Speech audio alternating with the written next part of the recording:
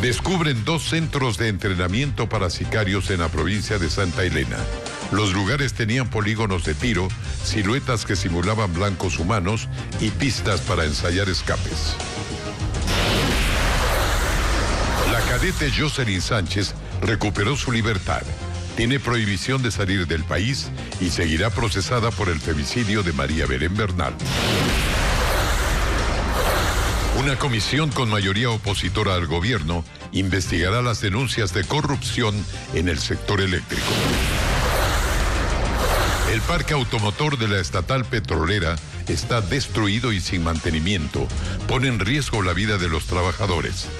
Tendremos un informe especial sobre Petroecuador en agonía. El Servicio de Rentas Internas detecta al menos $5.000 millones de ecuatorianos en el exterior y que no pagan impuestos. Aumenta la tensión en Perú. Miles de campesinos llegan a Lima para el paro nacional que busca la salida de la presidenta Dina Boluarte. Hola amigos, ¿qué tal? Buenas noches, bienvenidos a Televistazo. En cuanto a noticias, les informamos que el día de hoy descubren un polígono clandestino y un centro de entrenamiento para sicarios en zonas rurales de la provincia de Santa Elena. William Young viajó a esa localidad y nos informa que en esos lugares practicaban tiro y maniobras de escape, simulando escenarios para cometer asesinatos. Escondido en una zona rural de Salinas, la policía descubrió este polígono clandestino, localizado cerca a la playa de Punta Carnero en la provincia de Santa Elena. Una zona árida y habilitada para entrenar sicarios. Este polígono tiene 2 áreas, una para el ensayo de maniobras de escape en situaciones de riesgo, con obstáculos y circuitos, y otra para practicar tiro con armas cortas y largas. En este polígono clandestino usaban este tipo de blancos. Se ven algunos orificios de los proyectiles. Aquí ellos entrenaban varias tácticas de disparos. Por ejemplo, se agachaban aquí en este obstáculo y disparaban al blanco. De esta forma entrenaban los sicarios aquí en Santa Elena.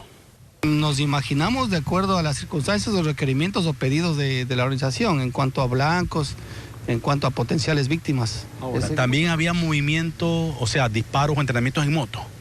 ¿Quién sabe? Sí, incluso por las circunstancias, incluso por la situación de presencia de indicios o de artículos que también pertenecen a vehículos. Entre las evidencias habían siluetas para simular blancos en movimiento y fijos, apuntando a diversas partes del cuerpo, es decir, un peligroso centro de entrenamiento para gatilleros de varias organizaciones criminales que ejecutan asesinatos en diversas ciudades. Es decir, técnicamente esto está ubicado en unas condiciones para que la persona que está entrenándose o reentrenándose pueda tener aptitudes de condiciones de disparo en condiciones extremas. Pero no fue lo único hallado por unidades de investigación de la policía. En una zona rural del cantón La Libertad fue detectado otro centro de entrenamiento. Aquí incluso se practicarían maniobras en moto para ejecutar sicariatos y huir de operativos policiales. La posición, como están las cuerdas, como están los neumáticos en ciertos lugares, parece que es hecho técnicamente por alguna persona que conoce el manejo o el uso de estas pistas que son de tipo militar o de uso policial. ¿Qué tiempo habría estado funcionando? ¿Qué datos tiene? Aparentemente, de acuerdo a los lugareños y personas que están haciendo trabajos en la vía, aproximadamente desde hace 2 meses atrás ha estado de a poco acondicionándose esta pista. En este lugar también hay circuitos con túneles y obstáculos para mejorar el rendimiento físico de los delincuentes. Y este punto, detectado por la policía, está a 8 minutos del polígono clandestino en Salinas. En estas estructuras ya se hacía un entrenamiento más efectivo de ámbito o de índole militar. Aquí los delincuentes que usarían esta zona ensayaban para sus acciones ilegales. Uniformados mantienen vigiladas permanentemente estas zonas para descubrir dónde se esconden los responsables de estos centros ilegales de entrenamiento de sicarios. Muy bien por este hallazgo de la policía. Aquí están los sembradores de la violencia, pero detrás de ellos hay mentes que están preparando todo esto para convertir a nuestro país, quién sabe en qué, en un infierno quizás. Esperemos que sigan estos descubrimientos y la represión sea fuerte con los delincuentes. Y esta tarde salió de prisión la cadete de policía Jocelyn Sánchez, quien es una de las 3 personas procesadas por el femicidio de María Belén Bernal. Hoy se revocó su medida cautelar, pero aún está pendiente la decisión fiscal para llamarla o no a juicio. Jacqueline Rodas tiene un informe. Minutos antes de las 4 de la tarde quedó en libertad la cadete Jocelyn Sánchez, a quien se le revocó la prisión preventiva, y en su lugar el juez le dictó la medida de prohibición de salida del país. Estas fueron sus primeras palabras a su salida de la casa de confianza de Chillogallo, lugar en el que estuvo detenida por 4 meses. Hoy soy libre, soy inocente, se ganó la justicia que veníamos pidiendo desde hace mucho tiempo. Quiero agradecer a mis padres, que siempre me levantaron en todo momento, y a mis abogados, que creyeron en mí desde un principio. Si bien durante la audiencia le levantaron la prisión, la cadete aún es procesada por el femicidio de María Belén Bernal. Está pendiente el dictamen fiscal. Su abogado espera que no vaya a juicio. Esperamos un dictamen abstentivo. La fiscalía ha sido clara. No tienen elementos ya contra Jocelyn Sánchez. No se lo ubica en el lugar del crimen. No hay pruebas de cargo en su contra. No aparece en el audio en donde se evidencia el supuesto crimen. Pero para Elizabeth Otavalo, madre de María Belén Bernal, Jocelyn Sánchez sí tiene un grado de responsabilidad. Así es insólita la vida, que a la esposa la mata y la novia queda libre con el audio que mi hija mismo graba. Pero esa es la justicia y hay que respetar. Y las personas que digan que ahora es víctima, Jocelyn no es ninguna niña y tendremos que vernos en los tribunales para determinar en el caso de fraude procesal la omisión, ¿por qué no le brindó ayuda? La investigación por fraude procesal sigue en curso, mientras se espera que la fiscal pida fecha y hora para la audiencia preparatoria de juicio por femicidio, donde emitirá su dictamen acusatorio o abstentivo para Jocelyn Sánchez, el teniente Alfonso Camacho y el femicida confeso Germán Cáceres. La Asamblea Nacional creó una comisión ocasional multipartidista para que investigue las denuncias de presuntos actos de corrupción en las empresas públicas, sobre todo en las eléctricas, en los cerca de 2 años de mandato del presidente Guillermo Lasso. La comisión, bajo control del correísmo y sus aliados, por el número de asambleístas que la integran, deberá presentar un informe al Pleno de la legislatura en 30 días. Paul Romero con el tema. La Alianza Correísta Social Cristiana, que controla la Asamblea, obtuvo la mayoría en la comisión ocasional que investigará las denuncias de presuntos actos de corrupción en las empresas eléctricas del Estado durante el actual gobierno. Con 94 votos a favor se conformó la comisión multipartidista denominada Por la Verdad en el caso Gran Padrino y está integrada por Pedro Zapata del Partido Social Cristiano, Diego Esparza del Partido Socialista, Rodrigo Fajardo, separado de Izquierda Democrática, Mireya Pazmiño, separada de Pachacutic, Viviana Veloz de UNES, Augusto Guamán, Independiente y Gruber Zambrano del BAN. La moción fue presentada por Yesenia Guamaní, legisladora separada del Bloque Izquierda Democrática. Esta comisión podrá realizar una investigación que sea objetiva, imparcial y que represente a las diferentes bancadas. 3 horas duró el debate parlamentario para integrar esta comisión. El oficialismo votó a favor una vez que se acogió el nombre de un representante de la bancada del Acuerdo Nacional. Y aquí, si vamos a transparentar, también vamos a conocer cuál es la relación del asambleísta Ronnie Aliaga sobre esto. Bastante que hablan de aplaudir la lucha contra la corrupción y callan sobre quienes se sientan en su bancada. Varios independientes apoyaron la integración de la comisión, pero exigieron que amplíe la investigación a la administración de las eléctricas de los anteriores gobiernos y sus actuales nexos. Que investiguen las expresiones de Leonardo Cortázar de la A a la Z. Que se investigue a Danilo Carrera, por supuesto, pero que se investigue a Ronnie Aliaga, quien dice Cortázar es financiado por plata de este grupo mafioso liderado por Javier Jordán. El presidente de la Comisión de Justicia, que abrió antes un expediente sobre este caso, se opuso a la creación de la comisión ocasional. Hay que ver pues cuáles son los intereses oscuros de algunos asambleístas, de algunas asambleístas.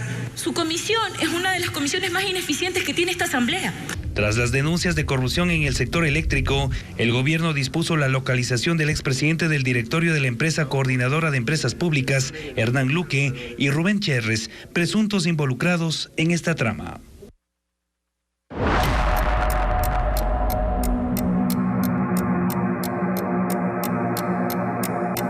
Petroecuador en agonía. La empresa estatal más grande del Ecuador, Petroecuador, toca piso y evidencia una grave crisis de recursos que pone en riesgo incluso la producción petrolera diaria, la que alimenta el presupuesto. Hoy con Hernán Higuera iniciamos una serie de reportajes que nos muestran cómo la corrupción le pasa factura a la empresa que genera los recursos para financiar los gastos del gobierno, el presupuesto del Estado, el progreso del país.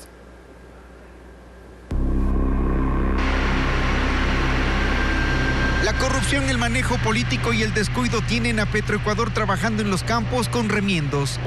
Todo el mundo ve a Petroecuador como un nido de ratas, pero en realidad a Petroecuador se le debe acabar el tema político, ¿sí?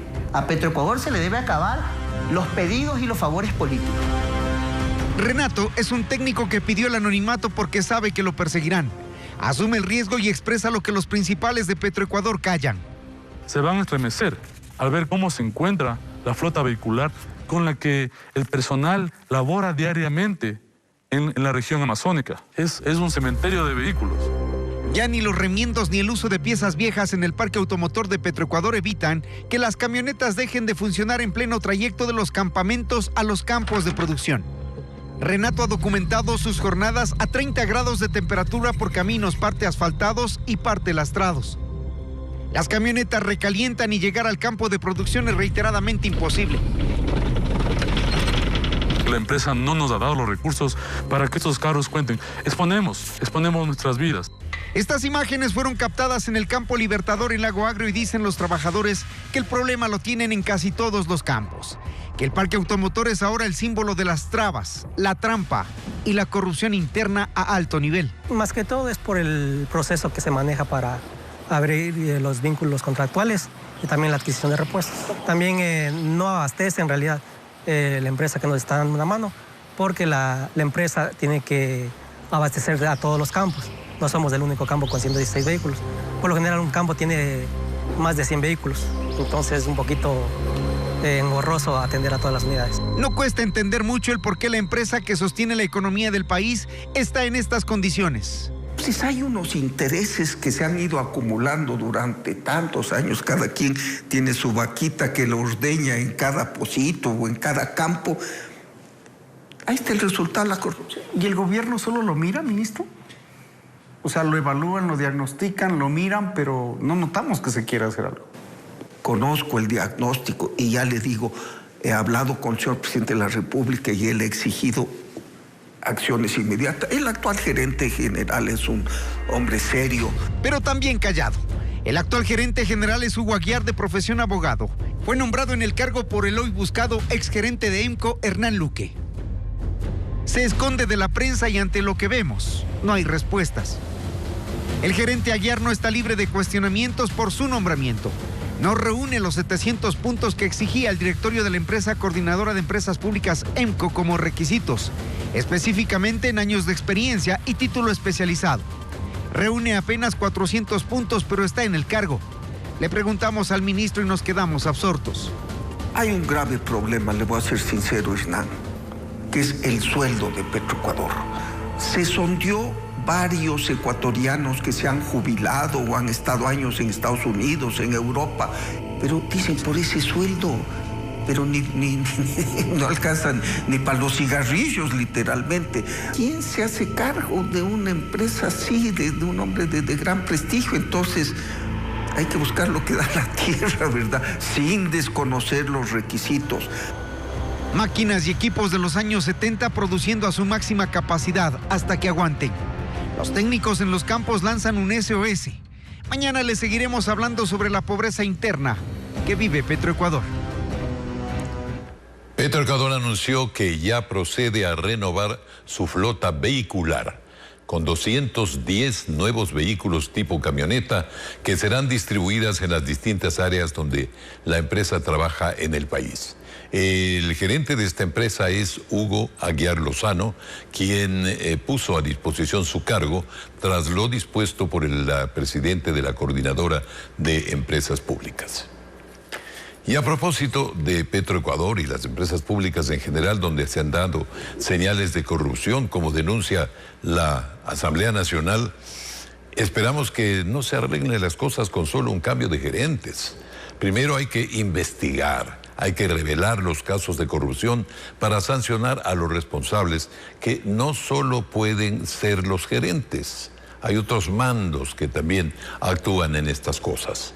Conocidos los responsables, la Contraloría, la Fiscalía y la Administración de Justicia deben decidir las sanciones y no dejar pasar este escándalo que golpea al país.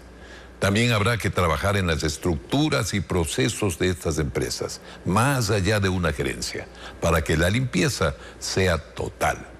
Esto de los contratos con irregularidades, vieja práctica de los corruptos, ya no debe repetirse en el país.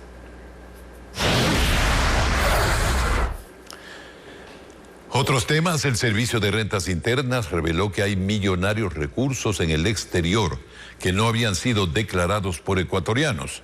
Además, en el 2022 se incrementó la recaudación tributaria en nuestro país con relación al 2021. Byron Andino nos informa que la entidad controlará ventas en Internet y actividades económicas de los denominados influencers.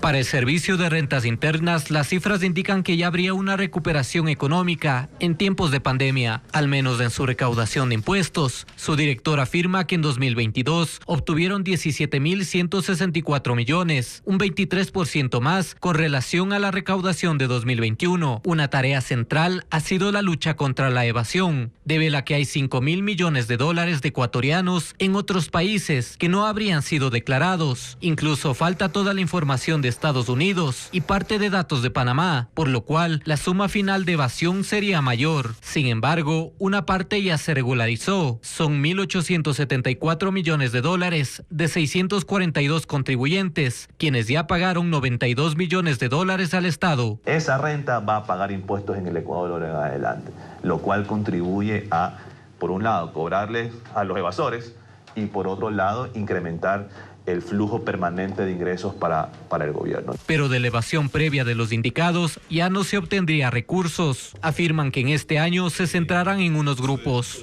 Grandes perfiles que tenemos identificados ya, empresarios en el Ecuador, y que tenemos otros indicios de que existen evasiones de impuestos allí. También impulsarán una cultura tributaria de los ciudadanos. Anuncian que ahora incluso las redes sociales y los denominados influencers están bajo la lupa para evitar informalidad y contrabando. Que está cada vez generando más rentas, cada vez generando más movimiento económico, y de la mano va el comercio electrónico informal. El SRI indica que esperen este año aumentar al menos en 1.000 millones de dólares su recaudación con las nuevas medidas que implementará. El presidente Guillermo Lasso, quien participa de la reunión anual del Foro Económico Mundial en Davos, Suiza, continúa sosteniendo reuniones de alto nivel con inversionistas y funcionarios de organismos multilaterales. Durante esos encuentros, el jefe de Estado expone sobre la economía nacional para invitarlos a inyectar recursos en el país.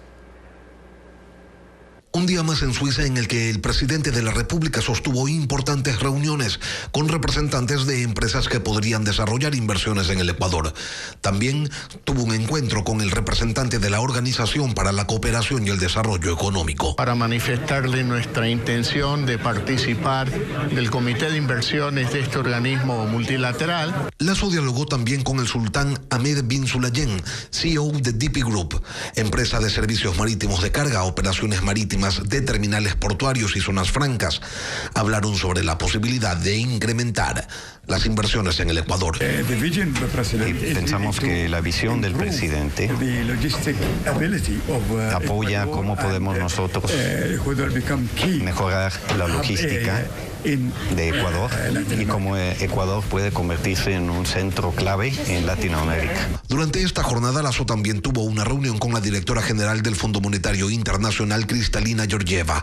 La funcionaria reconoció los resultados de la política económica del gobierno. Discutimos con el país cómo pueden construir mejores bases para su crecimiento e invertir en su gente, educación, seguro social. Ecuador cerró el 2022 culminando con éxito el programa que durante 27 meses mantuvo con ese organismo. Después de los comerciales, en una mansión de Imbabura detuvieron al cabecilla de una organización criminal que se dedicaba a traficar armas, municiones y explosivos en varias provincias del país. Ya volvemos.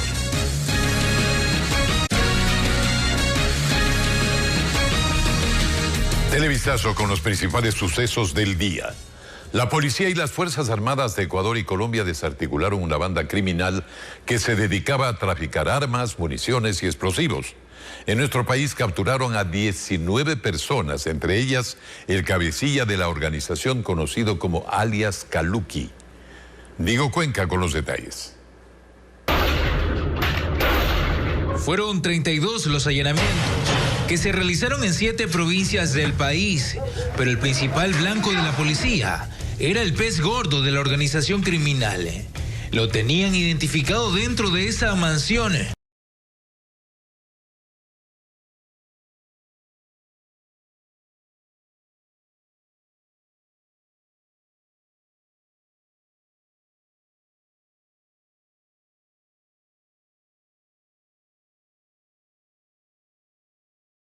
Escopetas, rifles, carabinas y hasta dinamitas. Para lo cual utilizaban rutas preestablecidas desde el sur del Ecuador hasta la provincia de Imbabura, que se servían también para el acopio temporal de la mercancía y posterior distribución en Colombia. Sus modus operandi consistían en enviar las armas, municiones y explosivos a través de encomiendas o vehículos acondicionados para su ocultamiento. Los sospechosos serían los que abastecían de armamento a disidentes de las FARC, ELN y otros grupos guerrilleros en la frontera con Colombia, país que colaboró con el operativo. Y en su territorio hubo 6 detenidos. Las armas que están participando, que han sido decomisadas, más las de eventos anteriores, tenían relación con cárceles que habrían sido introducidas en algunos centros penitenciarios. En Ecuador, los implicados operaban en las provincias de Carchi, Imbabura, Pichincha, Cañare, Azuay, El Oro y Loja. A través de Twitter, el presidente de la República informó que hoy desarticulamos a una de las bandas que presuntamente dotó de armamento y explosivos a los responsables de los atentados en Guayaquil el pasado noviembre. Tengan por seguro que seguiremos trabajando para desaparecer y destruir todos los grupos delictivos. La mega operación se denominó Fortaleza del Norte, una investigación que duró 1 año, con apoyo de las Fuerzas Armadas de ambos países. Un equipo de Coavisa recorrió las unidades de policía comunitaria de Guayaquil y Durán, que fueron baleadas con fusiles el pasado 1 de noviembre. Algunas permanecen inhabilitadas y todavía tienen orificios de bala en las paredes. Merlin Ochoa habló con la autoridad, que mencionó que serán 80 las unidades de la policía reparadas, pero no pueden obviar los procesos que la ley impone, dice. Veamos. Fuimos hasta esta unidad de policía comunitaria en las calles 14 y Pedro Pablo Gómez, suburbio de Guayaquil. Adentro aún se visualizan los orificios de las balas de fusil. Esta fue acá del pasado 1 de noviembre, en donde un policía murió. La instalación se encuentra inhabilitada y el techo poco a poco se está pudriendo. Se meten esos chamberos a robar lo poco que ha quedado. Si llaman a la policía, ¿viene inmediatamente? Sí, ellos sí vienen, sí vienen. En nuestro recorrido también llegamos hasta esta UPC ubicada en Socio Vivienda, el sector más peligroso del noroeste de Guayaquil. Los sicarios también balearon con fusiles esta unidad. Pese a ello, no ha sido reparada. En el lugar hay 3 UPC, todas están sin puertas y cubiertas por decenas de sacos con tierra que tienen huecos, aunque en una de ellas permanecía un uniformado con arma larga en el techo. Asimismo, fuimos al Cantón Durán. Ahí las 2 UPC baleadas el pasado 1 de noviembre ya han sido arregladas. El ministro del Interior menciona que inicialmente eran 10 las instalaciones que iban a ser reparadas, pero la emergencia en la policía permitió que asciendan a 80 las UPC que serán intervenidas en las provincias de Esmeraldas, Pichincha, Santo Domingo de los Áchilas, Manabí, Los Ríos, Guayas, Santa Elena y El Oro, con una inversión que supera los 8,5 millones de dólares. La emergencia en la policía concluye a finales de enero y según el ministro también permitió comprar más de 9 millones de dólares en municiones que serán entregadas a los agentes en los próximos días. Crítica es la situación de los dispensarios médicos del Seguro Social Campesino. Faltan insumos, medicinas y hay equipos obsoletos. Con imágenes exclusivas, Carla Delgado nos revela la situación que se da en Cotopaxi. La falta de medicinas ha sido una constante en la seguridad social, pero en la ruralidad estas carencias se triplican. Solo en la provincia de Cotopaxi existen 39 dispensarios médicos del Seguro Campesino. En la comuna de San Juan de Pastocalle ni siquiera el acceso al dispensario es el adecuado. No hay nada, venimos nosotros a hacer atender aquí. No hay nada.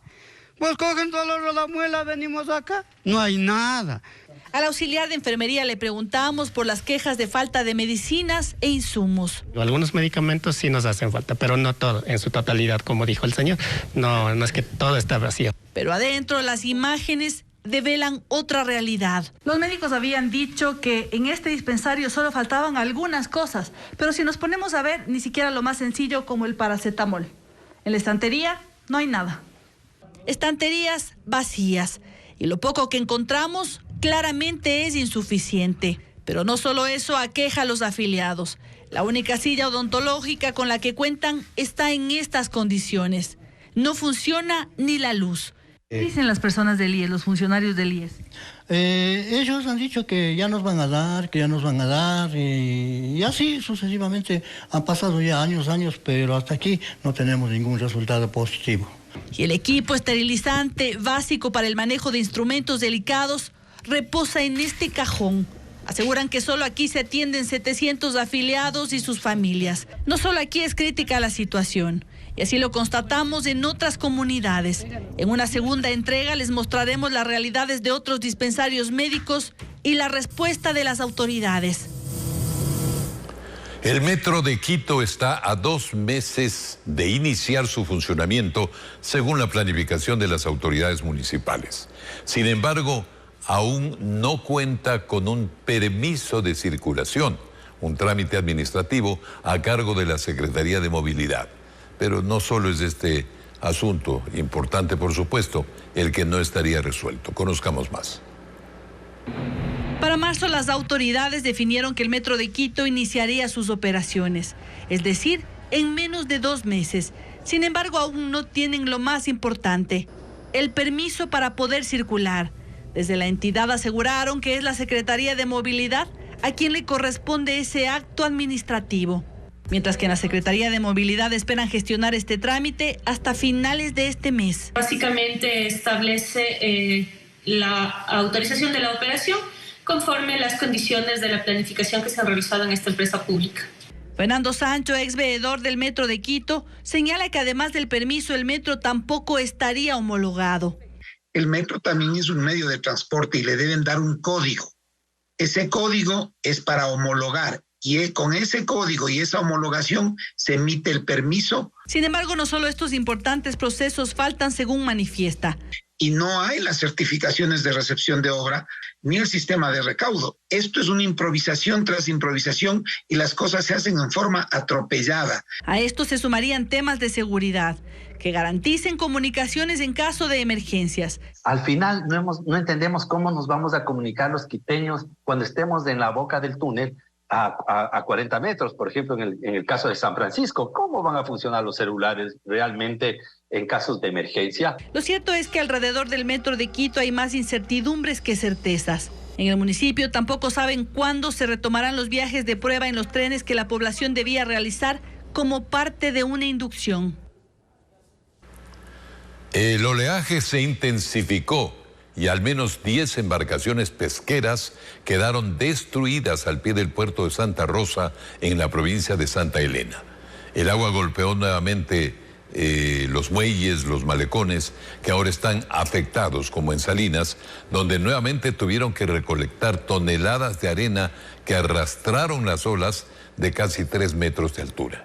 Diego Cuenca nos describe el fenómeno que se espera irá disminuyendo los próximos días. Las olas de casi 3 metros volvieron a golpear con fuerza y a su paso afectaron embarcaciones de los pescadores que se viraron mientras realizaban sus faenas cerca del puerto de Santa Rosa en Salinas.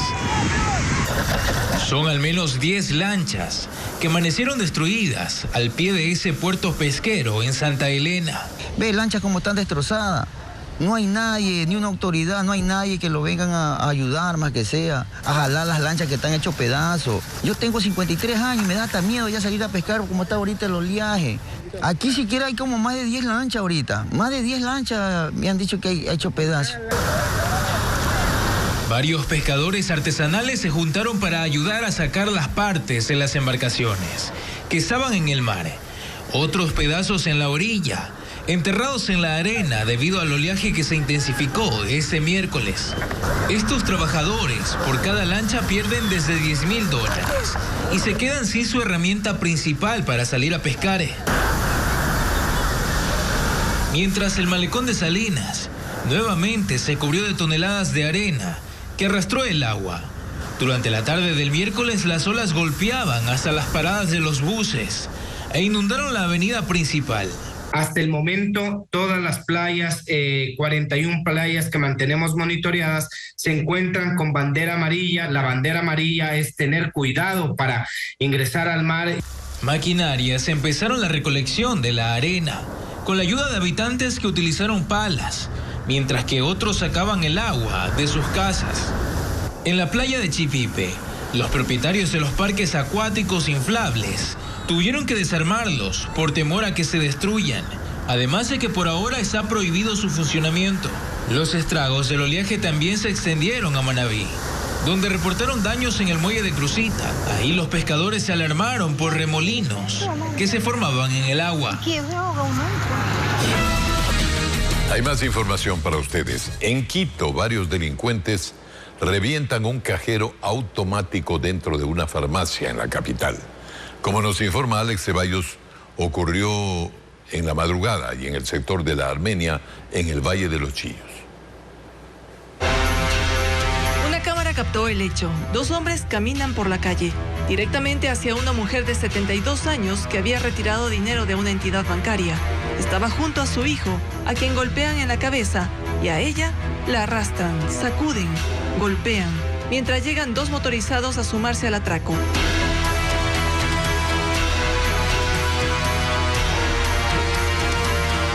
La agreden con extrema violencia hasta lograr sacarle el delantal donde tenía el dinero.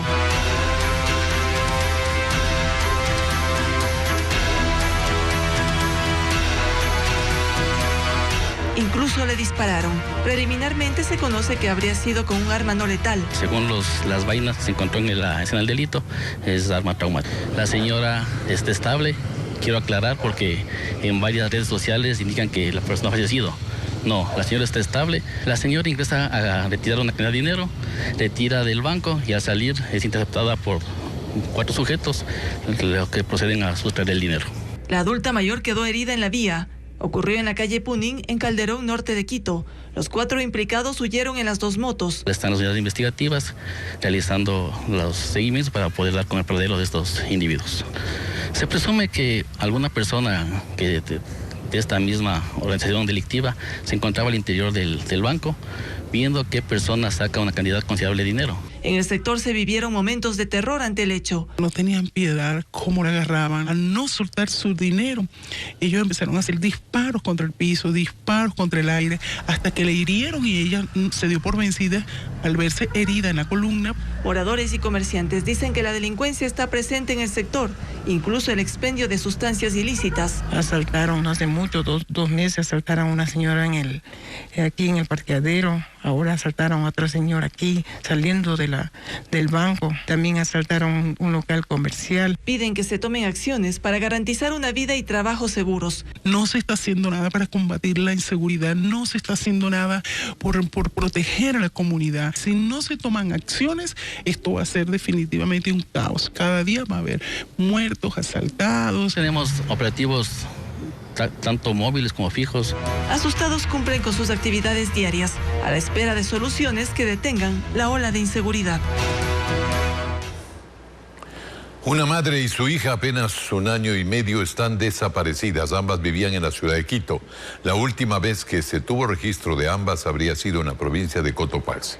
Carla Delgado nos cuenta que solo en lo que va del año ya se han reportado más de 150 desapariciones. Veamos. En la casa de la familia Ojeda se siente la angustia. Y no es para menos. 2 de sus integrantes se encuentran desaparecidas desde el 4 de enero. Se trata de Natalia, de 31 años, y Sabina, su hija, de apenas 1 año y medio. Ambas vivían desde hace más de 1 año con su familia, porque Natalia se separó del padre de su hija.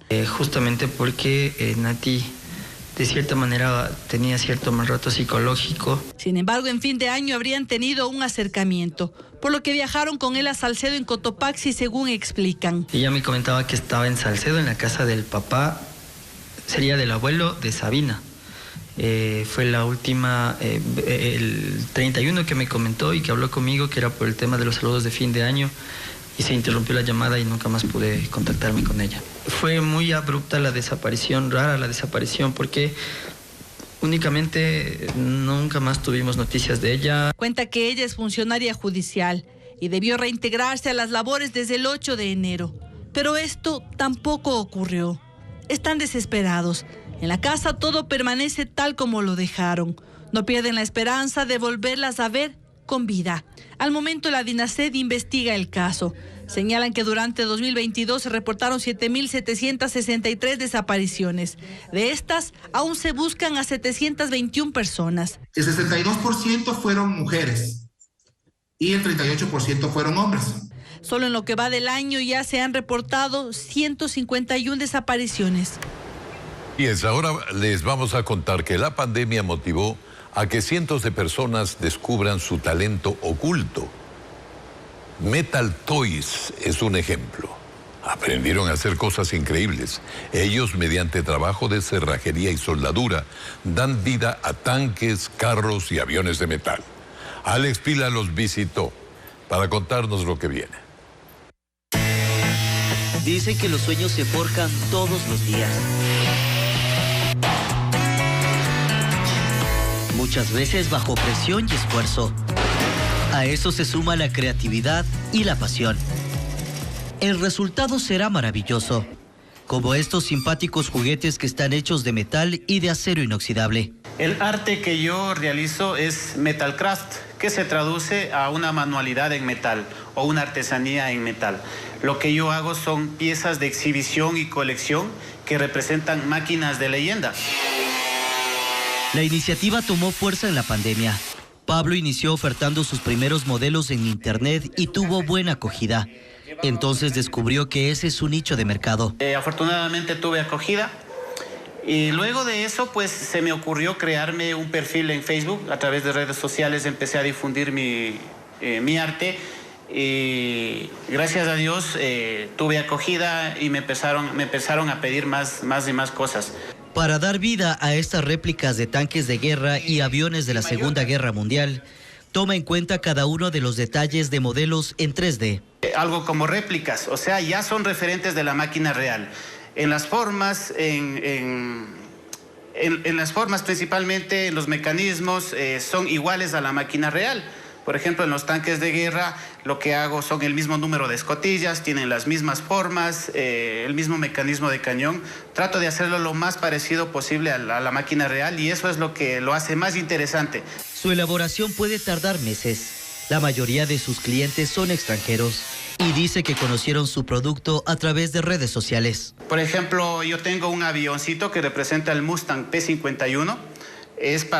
Fue para un cliente de la Ciudad de México, un señor piloto, y lo hice lo más detallado posible. El señor me dijo, hágame lo mejor posible, y ahí me dice cuánto es el presupuesto, y así lo hice, y yo me quedé con el que sería el prototipo. Pablo es un ejemplo de que en ocasiones las dificultades nos ayudan a revelar nuestros talentos ocultos y que la imaginación y creatividad no tienen límites.